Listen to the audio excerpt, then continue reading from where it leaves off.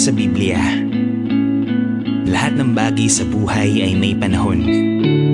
Lagi kong naririnig na sa buhay, ang bawat kabanata ay may nais na ipabatid sa atin at ipaalala. Silang mga tanda ng paminsan-minsan nating pagkabuwal, pamamahinga at muli nating pag-ahon at pag-usad. Paalalang ang buhay, katulad ng mga siklo sa kalawakan ay umiikot lamang sa iba't ibang klima at panahon. Tagulan, na kung saan kakambal nito ay mga luha na madalas nating ikinukubli. Mga luha at lungkot na itinatago natin sa likod ng ating pagngiti. Mga panahong pagpilit nating maging maayos buhat sa mga panahon ng ating pag-iisa. Pahintulutan ang